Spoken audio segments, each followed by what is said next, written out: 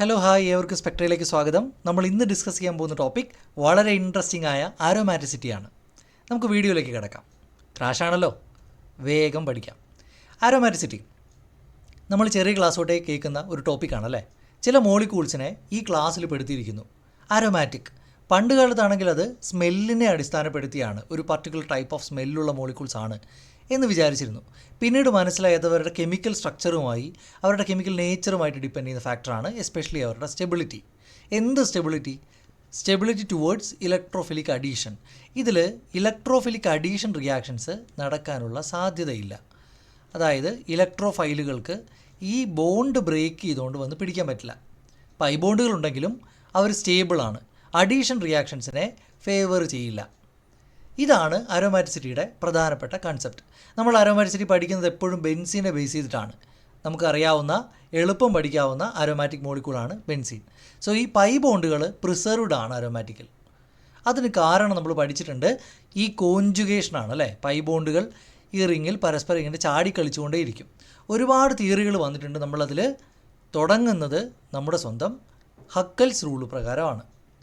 Huckel's rule വെച്ച് aromatic, anti aromatic and non aromatic മോളിക്യൂളുകളെ സിമ്പിളായി ഡിഫൈൻ ചെയ്തിട്ടുണ്ട്. എന്താണത്? ഒരു മോളിക്യൂൾ അരോമാറ്റിക് ആകണമെങ്കിൽ cyclic conjugated planar and 4n+2 pi ഇലക്ട്രോൺസും വേണം.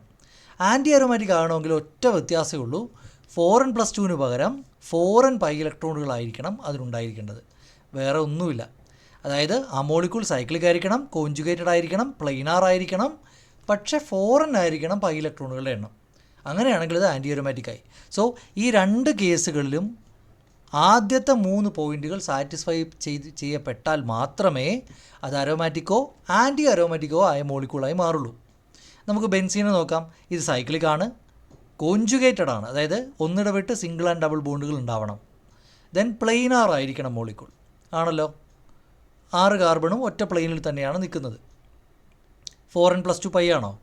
അതായത് ഇവിടെ എന്നിന് 1 എന്ന വാല്യൂ കൊടുത്താൽ 4 × 1 4 + 2 6 പൈ ഇലക്ട്രോൺസ് എന്ന് വരും. ഈ 6 അല്ലേ ഈ ബെൻസീൻ റിങ്ങിലെ പൈ ഇലക്ട്രോണുകളുടെ എണ്ണം. So that's it. ഇത് ടോട്ടലി ഹക്കൽസ് റൂളിനെ ഒബൈ ചെയ്യുന്ന ഒരു അരോമാറ്റിക് സിസ്റ്റമാണ്. നോക്കൂ, ആൻറ്റി അരോമാറ്റിക് ആണ് നമ്മുടെ സൈക്ലോബ്യൂട്ടഡൈൻ. ശരിയാണോ? ഇത് സൈക്ലിക് ആണ്, കോൺജുഗേറ്റഡ് ആണ്, പ്ലെയിനാർ ആണ്, ശരിയല്ലേ? ദെൻ പൈ ഇലക്ട്രോണുകളുടെ എണ്ണം 4n ആണ്. അഥവാ 4 പൈ ഇലക്ട്രോണുകളാണ് ഇതിലുള്ളത്. അങ്ങനെയാണെങ്കിൽ അത് ആൻറ്റി അരോമാറ്റിക് ആയിരിക്കും. ശരിയാണ്. ആൻറ്റി അരോമാറ്റിക് എന്ന് പറഞ്ഞാൽ സ്റ്റെബിലിറ്റി ഇല്ലായ്മ എന്നാണ് നമ്മൾ ശരിക്കും അർത്ഥമായിട്ട് എടുക്കേണ്ടത് അല്ലേ. അരോമാറ്റിക് എന്ന് പറഞ്ഞാൽ ഹൈലി സ്റ്റേബിൾ ആണെങ്കിൽ, ആൻറ്റി അരോമാറ്റിക് എന്ന് പറഞ്ഞാൽ ഹൈലി അൺസ്റ്റേബിൾ എന്നാണ് അർത്ഥം. Towards what? Towards electrophilic addition. വളരെ പെട്ടെന്ന് പൈ ബോണ്ടുകൾ ബ്രേക്ക് ആകാൻ സാധ്യതയുള്ള മോളിക്യൂളുകളാണിത്. അല്ലെങ്കിൽ എക്സിസ്റ്റ് തന്നെ ചെയ്യില്ല. ആൻറ്റി അരോമാറ്റിക് മോളിക്യൂളുകൾക്ക് എക്സിസ്റ്റൻസ് തന്നെ വളരെ കുറവാണ്. Okay, then what is known aromatic? സിമ്പിളായി പറഞ്ഞാൽ ഇത്രയേ ഉള്ളൂ. ഈ ആദ്യത്തെ 3 കണ്ടീഷനുകളുണ്ടല്ലോ, സൈക്ലിക്, കോൺജുഗേറ്റഡ്, പ്ലെയിനാർ, ഇതിലേതെങ്കിലും ഒന്ന് വയലേറ്റ് ചെയ്താൽ തന്നെ നോൺ അരോമാറ്റിക് മോളിക്യൂൾ ആവും. ഇനി 4ാമത്തെ ഇലക്ട്രോണുകളുടെ എണ്ണം എന്ന പോയിന്റിൽ ഓഡ് നമ്പർ ഓഫ് ഇലക്ട്രോണുകൾ വന്നാൽ നോൺ അരോമാറ്റിക് ആവും. ക്ലിയർ ആണോ? സോ ഈ കാണുന്ന ഏതെങ്കിലും ഒരു പോയിൻ്റ് വയലേറ്റ് ചെയ്താൽ തന്നെ നോൺ അരോമാറ്റിക് ആയിട്ട് നമ്മൾ മോളിക്യൂളിനെ എടുക്കണം. ഈ നോൺ അരോമാറ്റിക് എന്ന് പറഞ്ഞാൽ എന്താണ്? പ്രത്യേകിച്ച് വ്യത്യാസമൊന്നുമില്ല. അരോമാറ്റിസിറ്റി കൊണ്ടുള്ള സ്റ്റെബിലിറ്റിയും ഇല്ല, ആൻറ്റി അരോമാറ്റിസിറ്റി കൊണ്ടുള്ള ഡീസ്റ്റെബിലിറ്റി അഥവാ അൺസ്റ്റെബിലിറ്റിയും ഇല്ല. അതൊരു സാധാരണ മോളിക്യൂളാണ്, ഒരു സാധാരണ പൈ സിസ്റ്റമാണ്. അത്രയേ ഉള്ളൂ. ഓക്കെ, നമുക്കിനി എക്സാമ്പിളുകളിലേക്ക് പോവാം. വളരെ സ്പീഡിലുള്ളൊരു എക്സ്പ്ലനേഷനാണ് തന്നത്, മറ്റൊന്നുമല്ല, ക്രാഷാണ്. നമുക്ക് വേഗം പഠിക്കണം. ഓക്കെ, സോ കുറച്ച് നോൺ അരോമാറ്റിക് മോളിക്യൂളുകളുടെ സ്ട്രക്ചറുകൾ തന്നിട്ടുണ്ട്. എന്തുകൊണ്ട് ഇവർ നോൺ അരോമാറ്റിക് ആണെന്ന് ജസ്റ്റ് ഒന്ന് ഗസ് ചെയ്യുക. ഫസ്റ്റ് വൺ, ഇത് സൈക്ലിക് അല്ല, നോൺ സൈക്ലിക് ആണല്ലേ. ഫസ്റ്റ് കണ്ടീഷൻ തന്നെ വയലേറ്റ് ചെയ്തു. രണ്ടാമത്തത്, ഈ മോളിക്യൂളോ, ഇത് നോൺ അരോമാറ്റിക് ആണുള്ള കാരണം this is not planar or non planar ആണ്. ആ കണ്ടീഷൻ വയലേറ്റ് ചെയ്തുകൊണ്ടാണ്. പിന്നെ നമ്മൾ വേറെ ഒന്നും നോക്കേണ്ട ആവശ്യമില്ല. ഈ ആദ്യത്തെ 3-ൽ ഏതെങ്കിലും ഒരെണ്ണം വയലേറ്റ് ചെയ്താൽ അവിടെ കളഞ്ഞേക്കുക, അവിടെ നമുക്ക് നോൺ അരോമാറ്റിക് ആണെന്ന് പറയാം. ഇനി ഇതാ ഈ സിസ്റ്റം നോക്കൂ. This system is non conjugated, ദാ ഈ കാണുന്ന sp3 കാർബൺ ഉള്ളതുകൊണ്ട് ഇതിന് കോഞ്ചുഗേഷൻ ഇല്ല. So this is non conjugated. Then ഇതാണെങ്കിലോ യെസ്, ഇവിടെ 1 2 3, സോ 3 പൈ ഇലക്ട്രോൺസ് ആണുള്ളത്. This is an odd number. Odd number of pi electron ആണെങ്കിലും നോൺ അരോമാറ്റിക് ആണ്. ക്ലിയർ ആണോ? So these are the reasons. അടുത്തതായി നമുക്ക് ഹോമോ അരോമാറ്റിസിറ്റിയെ പരിചയപ്പെടാം. ഇത് കുറച്ച് ഇൻട്രസ്റ്റിംഗ് ആയ ഒരു അരോമാറ്റിക് ബിഹേവിയർ ആണ്. ഒരു കാര്യം എപ്പോഴും ഓർത്തിരിക്കുക, ഹോമോ അരോമാറ്റിക് മോളിക്യൂളുകൾ അരോമാറ്റിക്കിൻ്റെ അത്രയും സ്റ്റേബിൾ അല്ല. സ്റ്റെബിലിറ്റി ഓർഡർ നോക്കിയാൽ aromatic is more stable than homo aromatic. So homo aromaticity എന്ന് പറഞ്ഞാൽ ഒരു അഡ്ജസ്റ്റ്മെൻറ്റ് അരോമാറ്റിസിറ്റിയാണ്. ഇവിടെ നടക്കുന്നത് ഇത്രയേ ഉള്ളൂ. ഈ മോളിക്യൂളിനെ അരോമാറ്റിക് ആക്കാതിരിക്കാൻ കാരണമായ ഈ കാണുന്ന sp3 കാർബൺ ഇല്ലേ, ആ sp3 കാർബണിനെ ആ മോളിക്യൂൾ തന്നെ ഔട്ട് ഓഫ് പ്ലെയിനിലേക്ക് കൊണ്ടുവയ്ക്കും, പ്ലെയിനിന് പുറത്തേക്ക് ആക്കി മാറ്റും. അങ്ങനെ ആ കാർബൺ പുറത്തേക്ക് നിൽക്കുന്നത് കൊണ്ട് ഈ പ്ലെയിനിലുള്ള ബാക്കി 3 കാർബണുകൾക്ക് ഒരു കോഞ്ചുഗേഷൻ പോസിബിളായി വരും. സോ ഇതൊരു അഡ്ജസ്റ്റ്മെൻ്റ് ആണ്, ഒരു ചെറിയ ഇൻറ്റേർണൽ അഡ്ജസ്റ്റ്മെൻ്റ് ആണ്. അതുകൊണ്ട് തന്നെ ചെറിയ തോതിലൊരു അരോമാറ്റിസിറ്റി കിട്ടും, അഥവാ സ്റ്റെബിലിറ്റി കിട്ടുമെന്നേ ഉള്ളൂ. ഇത് പ്രോപ്പർലി അരോമാറ്റിക് അല്ല, ഹൈലി സ്റ്റേബിളും അല്ല. ഓക്കെ, സോ ഇത്തരം അരോമാറ്റിസിറ്റിയാണ് നമ്മൾ ഹോമോ അരോമാറ്റിക് എന്ന് പറയുക. ഓക്കെ, ഈ സിസ്റ്റം അത് കാണിക്കും, ശരിയല്ലേ? ഇവിടെ എത്ര പൈ ഇലക്ട്രോണുകളുണ്ട്? 1 2 2 ഉള്ളൂ അല്ലേ? ഇത് പ്ലസ് ചാർജാണ്, സോ അത് പൈ ഇലക്ട്രോൺ അല്ല. സോ 2 പൈ സിസ്റ്റമാണ്. 2 പൈ സിസ്റ്റം അരോമാറ്റിക് ആകാൻ സാധ്യത ഉണ്ടോ? അരോമാറ്റിക് ആകണമെങ്കിൽ 4n + 2 പൈ സിസ്റ്റം ആവണം. ഇത് ഒബൈ ചെയ്യില്ലേ? നോക്കിക്കേ, നിങ്ങൾ ഈ n ഒരു ഇൻറ്റിജർ ആണല്ലോ, അതിന് 0 കൊടുത്താൽ മതി. അപ്പോൾ 4 × 0 0, 0 + 2 2 pi. So 2 pi system are aromatic in nature. So അതുകൊണ്ട് ഇതിന് അരോമാറ്റിസിറ്റി ഉണ്ട്, പ്രോബ്ലം ഒന്നുമില്ല. ഇനി ഇതിൻ്റെ അരോമാറ്റിസിറ്റി കളയുന്ന പ്രധാനപ്പെട്ട കാര്യം ഞാൻ നേരത്തെ പറഞ്ഞതുപോലെ ഇതിൻ്റെ നോൺ പ്ലെയിനാരിറ്റിയാണ്. അതിന് നമ്മൾ തൽക്കാലത്തേക്ക് ടാക്കിൾ ചെയ്താണ് ഈ കാർബണിനെ ഔട്ട് ഓഫ് പ്ലെയിനിലേക്ക് കൊണ്ടുവച്ചുകൊണ്ട്. ക്ലിയർ ആണോ? അതേ കാര്യം തന്നെ ഈ മോളിക്യൂളിൽ നടക്കും. നോക്കൂ, ഇവിടെ 1 2 3 4 5 6 പൈ സിസ്റ്റമാണിത്. ഇവിടെ ഒരു പോസിറ്റീവ് ചാർജ് കൊണ്ട്, ഈ പോസിറ്റീവ് ചാർജിൻ്റെ ആവശ്യം എന്താണെന്ന് ചോദിച്ചാൽ കോഞ്ചുഗേഷൻ എക്സ്റ്റെൻഡ് ചെയ്യാൻ വേണ്ടിയാണ്. കോഞ്ചുഗേഷൻ ഉണ്ടാകണമെങ്കിൽ ഒരു ഡ്രൈവിംഗ് ഫോഴ്സ് വേണ്ടേ, ഒരു പുള്ള് വേണ്ടേ? അതുതന്നെയാണ് ഇവിടെയും ഈ പോസിറ്റീവ് ചാർജ് ചെയ്യുന്നത്. ഈ പൈ ഇലക്ട്രോണുകൾക്ക് ഇങ്ങോട്ടേക്ക് വരണമെങ്കിൽ ഈ പോസിറ്റീവ് ചാർജിൻ്റെ ആവശ്യമുണ്ട്. അതുപോലെ ഈ പോസിറ്റീവ് ചാർജ് ഉണ്ടെങ്കിലേ ഇലക്ട്രോണുകൾക്ക് ഇങ്ങനെ സർക്കുലേറ്റ് ചെയ്യാനുള്ള പോസിബിലിറ്റി ഉള്ളൂ, അല്ലെങ്കിൽ ഈ കാർബൺ പ്രശ്നമായിട്ട് മാറും. അത് മാത്രമല്ല, പോസിറ്റീവ് ചാർജ് വരുമ്പോൾ ഈ കാർബൺ sp2 കാർബണായി മാറും അല്ലേ? അപ്പോൾ അതിന് പ്ലെയിനാരിറ്റി വരികയാണ് ചെയ്യുക. സോ ഈ മോളിക്യൂളിലെ പ്രശ്നക്കാരൻ ഈ കാണുന്ന കാർബണാണ്. This an sp3 carbon. ഇയാളെ ഔട്ട് ഓഫ് പ്ലെയിനിലേക്ക് കൊണ്ടുവച്ചാൽ നമുക്ക് അരോമാറ്റിസിറ്റി കിട്ടും, സ്റ്റെബിലിറ്റി കിട്ടും. 6 പൈ സിസ്റ്റമാണ്, ഇവിടെ ഒരു പോസിറ്റീവ് ചാർജ് ഉണ്ട്, സോ കോഞ്ചുഗേഷൻ എക്സിസ്റ്റ് ചെയ്യും, സൈക്ലിക് ആണ്. ആൻഡ് ഈ കാർബൺ ഒഴിച്ച്, ഈ sp3 കാർബൺ ഒഴിച്ച് ബാക്കി എല്ലാവരും പ്ലെയിനാറുമാണ്. സോ ഇങ്ങനെ കിട്ടുന്ന അരോമാറ്റിസിറ്റിയാണ് ഹോമോ അരോമാറ്റിസിറ്റി. ക്ലിയർ ആണോ? Next one, quasi aromaticity.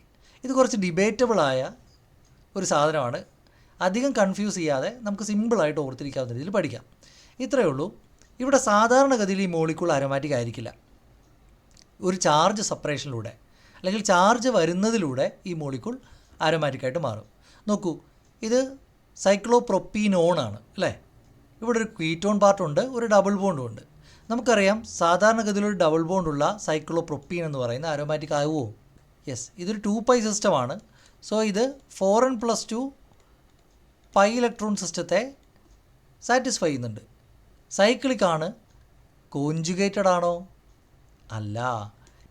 ഈ കാർബൺ sp3 കാർബണാണ്. അതുകൊണ്ട് തന്നെ ഇവിടെ കോഞ്ചുഗേഷൻ പോസിബിൾ അല്ല, നോ കോഞ്ചുഗേഷൻ. സോ കോഞ്ചുഗേഷൻ കിട്ടാൻ വേണ്ടി ഇവിടെ ഒരു പോസിറ്റീവ് ചാർജോ നെഗറ്റീവ് ചാർജോ വരുന്നതാണ് ഈ സിസ്റ്റത്തിന് നല്ലത്.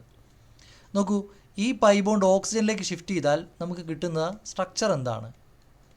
What we get as this one, oxygen negative and here we have A positive charge. ഇപ്പോൾ നോക്കൂ, ഇവിടെ 2 പൈ സിസ്റ്റം തന്നെയാണ്, സൈക്ലിക് ആണ്, കോഞ്ചുഗേറ്റഡ് ആണ് അല്ലേ? പോസിറ്റീവ് ചാർജ് ഉള്ളതുകൊണ്ട് കോഞ്ചുഗേഷൻ എക്സിസ്റ്റ് ചെയ്യും. കോഞ്ചുഗേറ്റഡ് ആണ്. So this molecule is aromatic. ഇവിടെയും അരോമാറ്റിസിറ്റി ഒരു പ്രോപ്പർ അരോമാറ്റിസിറ്റി അല്ല, ഒരു പോളറൈസേഷനിലൂടെയാണ് അരോമാറ്റിസിറ്റി കിട്ടിയത്. ബട്ട് ഇറ്റ് ഈസ് ഗുഡ് അല്ലേ? സോ ക്വാസി അരോമാറ്റിക് എന്ന് പറയുന്നത് സാധാരണ അരോമാറ്റിക്കിനേക്കാളും സ്റ്റെബിലിറ്റി കുറഞ്ഞതാണ്, പക്ഷേ ഹോമോ അരോമാറ്റിക്കിനേക്കാളും സ്റ്റെബിലിറ്റി കൂടിയ ആളാണ്. ഈ കാണുന്ന പൈ ബോണ്ട് താഴേക്കാണ് ഷിഫ്റ്റ് ചെയ്തതെങ്കിലോ ഇങ്ങോട്ടാണ് വരുന്നതെങ്കിലോ അരോമാറ്റിക് ആവുമോ? കാർബൺ മൈനസ്, ഇവിടെ ഒരു പൈ ബോണ്ടും ഉണ്ട്. ഇപ്പോൾ ഇത് എത്ര പൈ സിസ്റ്റമാണ്? ഇത് ഓൾറെഡി 2π ആണ്. ഈ നെഗറ്റീവ് ചാർജോ? നെഗറ്റീവ് ചാർജ് എന്ന് പറഞ്ഞാൽ 2 ഇലക്ട്രോണുകളെയാണ് റെപ്രസെൻറ്റ് ചെയ്യുന്നത്. അതെങ്ങനെയാണ് സാറേ 2 ഇലക്ട്രോണെ റെപ്രസെൻറ്റ് ചെയ്യുന്നത്? ആണല്ലോ, നേരത്തെ ഈ പൈ ബോണ്ടിൽ 2 ഇലക്ട്രോണുകൾ ഉണ്ടായിരുന്നു അല്ലേ? ആ 2 ഇലക്ട്രോണും കൂടിയാണ് ഈ കാർബണിലേക്ക് വന്നത്. അതിൽ ഒരെണ്ണം ഈ കാർബണിൻ്റെ ഇലക്ട്രോണും രണ്ടാമത്തത് ഈ ഓക്സിജൻ്റെ ഇലക്ട്രോണുമാണ് അല്ലേ? സോ ആക്ച്വലി ഇത് 2 ഇലക്ട്രോണുകളെ റെപ്രസെൻറ്റ് ചെയ്യുന്നു. ഇത് ഈ പൈ സിസ്റ്റവുമായിട്ട് കമ്പൈൻ ചെയ്യാൻ സാധ്യതയുള്ളത് കൊണ്ട് നമുക്ക് പൈ ആയിട്ട് തന്നെ കൺസിഡർ ചെയ്യാം. സോ ഇതും ഒരു 2π ആണ്, ഇതും ഒരു 2π ആണ്. സോ 4π സിസ്റ്റമായിട്ട് ഇത് മാറി. 4π is ആൻറ്റി അരോമാറ്റിക് അല്ലേ? 4π എന്ന് പറയുന്നത് ആൻറ്റി അരോമാറ്റിസിറ്റിയെ റെപ്രസെൻറ്റ് ചെയ്യും. അതുകൊണ്ട് തന്നെ ഈ മോളിക്യൂൾ ഒരിക്കലും ഈ ഡയറക്ഷനിലേക്ക് പോളറൈസ് ചെയ്യത്തില്ല. ഇനി അടുത്തത് നമുക്കൊരു പർട്ടിക്കുലർ ടൈപ്പ് ഓഫ് മോളിക്യൂൾസിനെ കുറിച്ച് നോക്കാം. They are annulenes. Annulenes are monocyclic conjugated systems. Very very important, monocyclic, അതായത് ഒറ്റ റിങ് ഇതിനകത്ത് ഉണ്ടാകാൻ പാടുള്ളൂ. എത്ര വേണമെങ്കിലും വലിപ്പമൊക്കെ ഉണ്ടാവാം, പക്ഷേ എല്ലാം കൂടെ ചേർന്ന് ഒരു റിങ്ങേ ഉണ്ടാവുള്ളൂ. അങ്ങനെയുള്ളതിനെയാണ് അനുലീൻ എന്ന് വിളിക്കുക. സോ ബെൻസീൻ ഒരു അനുലീനാണ്, ശരിയല്ലേ? കാരണം അതിനകത്ത് ഒറ്റ റിങ്ങേ ഉള്ളൂ and conjugated too. So monocyclic conjugated ആയ റിങ്ങുകളെയാണ് നമ്മൾ അനുലീൻ എന്ന് വിളിച്ചത്. ബെൻസീൻ ഒരു അനുലീനാണ്. ഈ അനുലീനുകളുടെ പേര് പറയുന്നത് അതിലെ പൈ ഇലക്ട്രോണുകളുടെ എണ്ണം വെച്ചിട്ടാണ്. ഇപ്പോൾ ബെൻസീനിൽ എത്ര പൈ ഇലക്ട്രോണുകളുണ്ട്? 6 പൈ ഇലക്ട്രോണുകളുണ്ട് അല്ലേ? So benzene is a 6 annulene. Okay, ഈ ബെൻസീൻ ആരോമാറ്റിക് ആണെന്ന് നമുക്ക് അറിയാം, അതുകൊണ്ട് പ്രത്യേകിച്ചൊന്നും പറയാനില്ല. This is an aromatic molecule. Then അടുത്ത മോളിക്യൂൾ നിങ്ങൾ നോക്കൂ. ഇത് എത്ര അനുലീനാണ്? ഇത് മോണോസൈക്ലിക് ആണല്ലോ, സോ അനുലീനാണ്.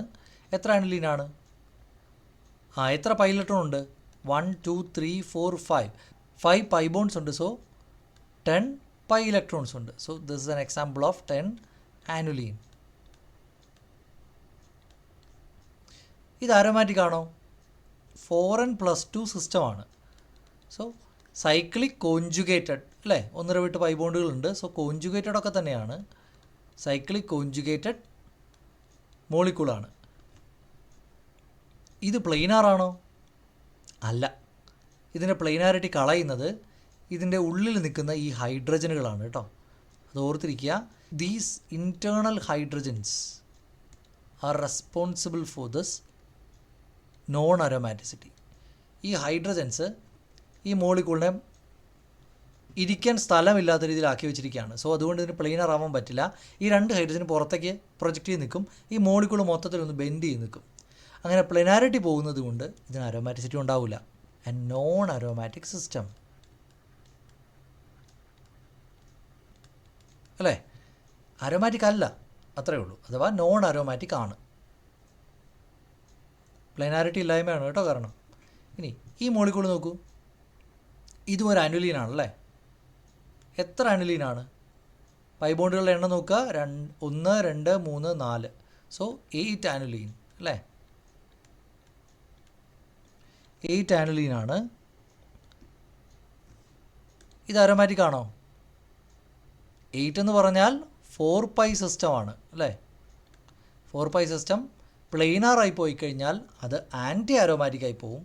അതുകൊണ്ട് ആൻറ്റി അരോമാറ്റിസിറ്റി കിട്ടാതിരിക്കാൻ വേണ്ടി ഈ മോളിക്യൂൾ പ്ലെയിനാരിറ്റി കളഞ്ഞ് നോൺ പ്ലെയിനാറായിട്ടാണ് നിൽക്കുക. അതിന് കാരണം മനസ്സിലായല്ലോ അല്ലേ? ആൻറ്റി അരോമാറ്റിക് ആകുക എന്ന് പറഞ്ഞാൽ ആ സിസ്റ്റത്തിന് ഫേവറബിൾ അല്ല. അതുകൊണ്ട് ആൻറ്റി അരോമാറ്റിസിറ്റി ഒഴിവാക്കാൻ എന്തെങ്കിലും വഴിയുണ്ടെങ്കിൽ സിസ്റ്റം സ്വയം അത് ചെയ്യും.